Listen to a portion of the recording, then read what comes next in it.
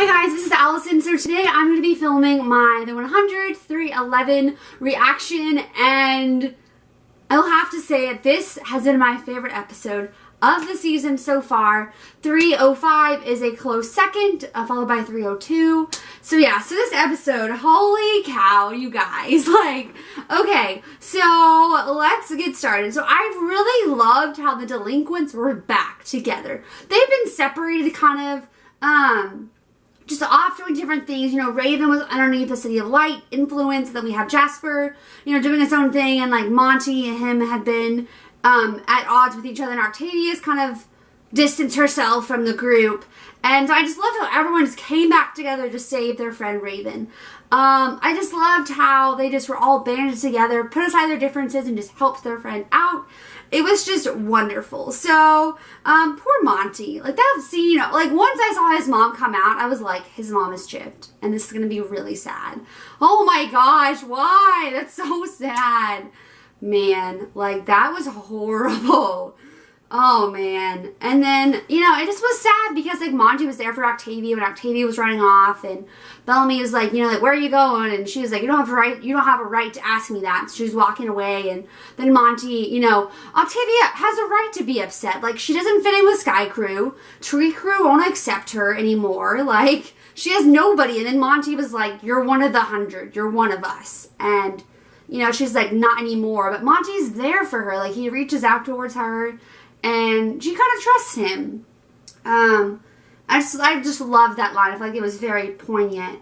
Okay, what do I want to talk about next? Okay, so I really loved Sinclair's line when he was talking with the group, and he was like, Raven is all I have left. Like, I can't lose her, and I don't want to lose her brilliant mind. And I know Sinclair's not Raven's dad, but in my mind, Sinclair is Raven's dad, because Sinclair has cared about her like this whole time, and I love their relationship. I really want their relationship to be explored more. I'm really interested to see how that's going to work out, to see what's going to happen. Yeah, I just really love their father-daughter dynamic that they have going on, and I just really like it. Okay, so yeah, so Lindsay Morgan did such an amazing job in this episode. I feel like she's done really well, like, these last 2-3 seasons, but this episode was like her peak, like her shining moment. It was just so eerie how she totally, like, embodied Allie's, you know, like, mannerisms and the way she was talking, and that was all Lindsay Morgan, which is so creepy, but so crazy talented. Like, give that girl an Oscar. Like, she deserves, like, an award. Like, she's so talented and so amazing. It was just great. I really liked how she, you know, Allie's plan was, like, try to break everyone who was in there with her. And so, you know, she broke Jasper talking about Maya, and then, you know, talking about Clark's dad and Lexa. Like, that was really sad. Oh, my gosh. That was really sad. And, you know, and poor Clark when she got bit by Raven. Ow. And then, you know, trying to break, you know, Jasper and Clark, and then Bellamy is like, I'll take a chance. I was so happy that they were reunited, Bellamy and Clark. It has been way too long. It's been like 6 episodes. They had like a 2-minute combo in episode 5. Then they were separated. And so I'm so happy they're back, you guys. Like, it's just such a wonderful pairing.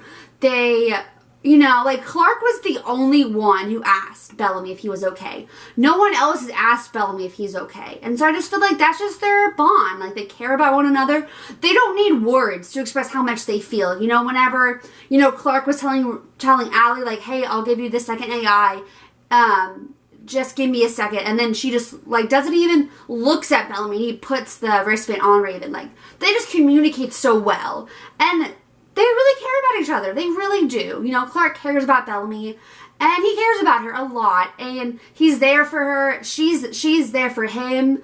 You know, I just love their banter when, you know, Bellamy was, like, wrapping her wrist. That was so sweet. And, like, Bellamy's like, well, why don't I take a chance at her, like at her abusing me? And they just kind of shared that moment together. I thought it was really sweet. And Clark's like, I broke and I wasn't supposed to. And Bellamy's like, it's okay. Like, I can get abused. Because Bellamy, like, he is so down right now. Like, yes, Bellamy has made some terrible choices. Terrible choices. But I really feel like he has not forgiven himself, and he feels like worthless, like unworthy of anybody's love. You know, whenever he's in there with Raven or Allie, and Allie's trying to get to him, saying that he killed his mom, like, who was a whore, and saying all these horrible things, that everyone else is broke, but Bellamy was the only person who didn't break. And the reason why is because he already thinks that he already feels these emotions. He feels like he's worthless. He feels like he's responsible for his mom's death. He feels responsible for the culling, for Matt Weather, for, you know, the whole Grounder massacre. Like, he feels responsible for that. And so just to see that, it was just like so heartbreaking just to see how he really feels that way. But it was also really, you know, resounding, and just how, you know, Clark was there for Bellamy and, like, was listening to everything that was going on about Gina and just everything. And it was really interesting how Allie pointed out that Bellamy did not care about Gina as much as he cares about Clark, which is true. And so that was just a really sweet moment. Bellamy feels like he deserves this pain. Like, he deserves it. He doesn't deserve to be forgiven, which is a main focus point of this show. I loved how they saved Raven. Yay! Like, I was really worried she was going to die just because the show is so unpredictable. You never know what's going to happen, and I'm really glad they were able to save her. And I was just so smart how they were all, like, working together to get rid of the Allie's presence by basically, like, electrocuting the magnet. I'm so happy she's free. And finally, I never thought I would say this, but I'm glad Raven was able to feel pain and not like a robot anymore. That was just awful. Yeah, so I'm just so happy that she's back and she's able to help them. And they were all like, they have not smiled in such a long time. So to see, like, Clark smile, Octavia smile, like, Raven smile, like, they have not smiled, like, this whole season pretty much. And so just to see that was just great. Yeah, I just love the Sinclair relationship that they have. I feel like, you know, Jasper was, like, telling Clark, like, I wish you would have given me the chance to save Maya. And she's like, I'm sorry about Maya. I didn't mean to kill her. And then Jasper has a right to be upset. You know, he's like, well, you can just, like, shove it. Like, I don't want to hear it. And, just because it's a deep wound. Like, he really cared about Maya. And I thought it was sweet how, like, you know, Jasper tried to reach out to break the rifts. And, of course, Monty's not in an emotional state. Like, he just had to murder his mom. Like, you know, so I hope they can repair that Jasper and Monty dynamic. I really like their friendship together. I hope that they can repair it eventually and see how that works. I just really just love the Bellamy and Clark interactions. Like, I've been so starved for interactions between them because they've been separated for so long. And I feel like what Raven brought up, or Allie brought up, was like, Bellamy's a knight to Clark's queen. And I don't feel that way. I feel like Bellamy is the king and Clark's the queen. I just feel like that's really important. That's happening right now.